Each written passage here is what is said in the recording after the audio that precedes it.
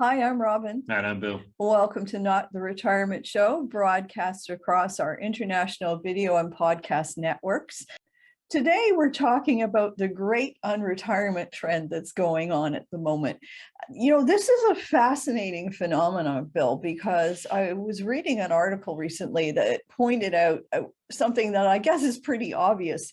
Because of everything that happened between the end of 2019 and the end of 2021, a lot of people were more or less forced into early retirement, if you will, or they were really close to retirement age and they took normal retirement, both for health and safety reasons, but also because their job or their job category had more or less closed down and they didn't really have very little option. So now, because of a whole bunch of factors, a lot of people who are well over the age of 60 are flooding back into the workforce, particularly in North America. Yeah, I think that's right, because, they perhaps didn't or weren't thinking about taking retirement, back in 2019, 20, whatever, as you say, but it was, shall we say, forced upon them. So they perhaps didn't have too many alternatives. They just had to, take it. And obviously that caused a financial hardship in many cases, but it also caused psychological hardship, if you wish. I'm just not ready to retire. Why am I being forced into doing this?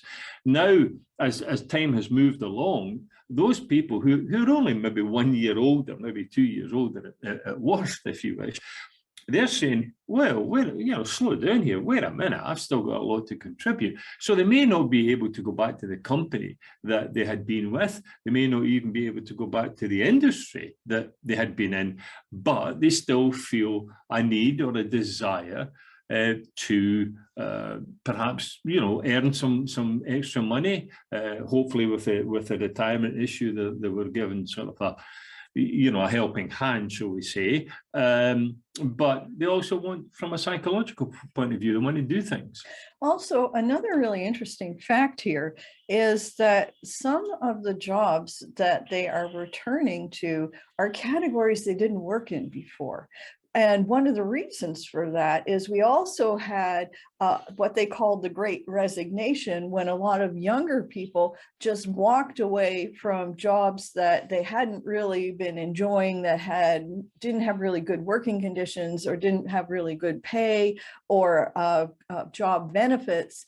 And all of those people are now working in different places. And this has created a need for employment in some very big industries, hospitality being one of them, for example.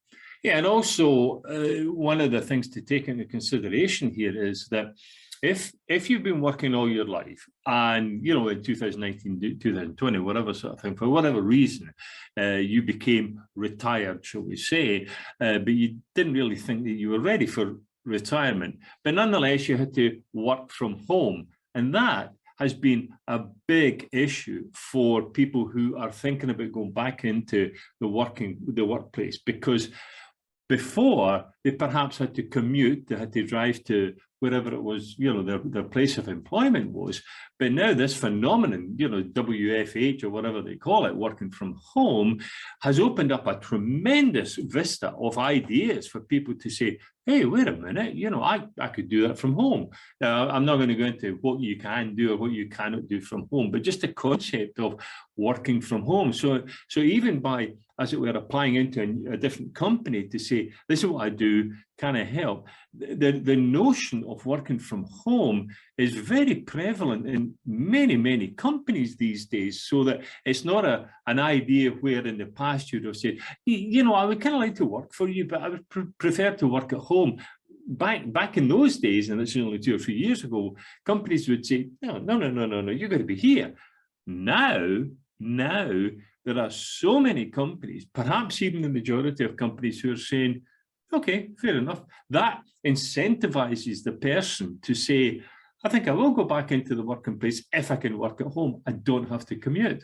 And equally so, prior to the pandemic, a lot of older workers wouldn't have been, I'm going to say, all that comfortable working on a computer remotely. They wouldn't have felt they had the skill required. They wouldn't have felt they had the confidence required. And in some cases, they were so used to the office environment, they would have thought, oh, no, that's way too isolating. But all of those things have changed as a result of what's been going on globally around the world. We've all been working from home or stuck at home, depending on your viewpoint, for more than 2 years. And we've gotten kind of comfortable with that.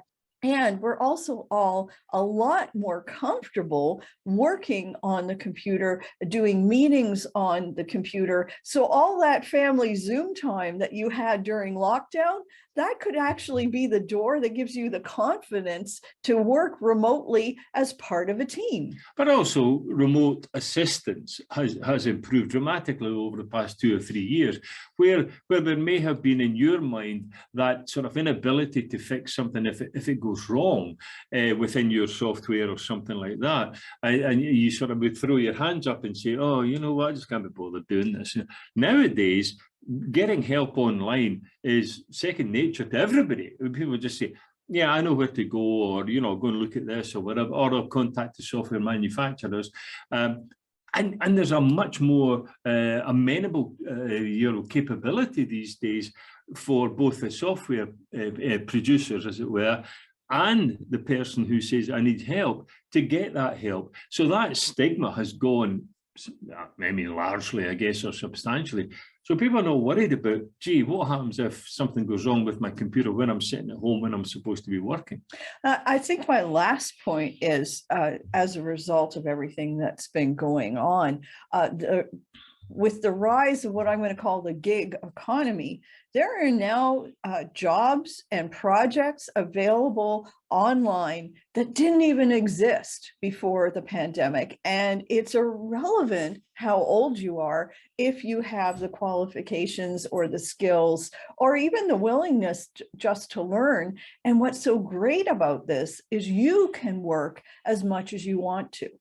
So if you only want to work for a couple of months a year, that might be possible. If you only want to work when you're a little bit short of cash, that might be possible. So what I'm saying here is be really open-minded. You can unretire too, if that's what you want or need to do, and do your homework, because there's so many opportunities available now.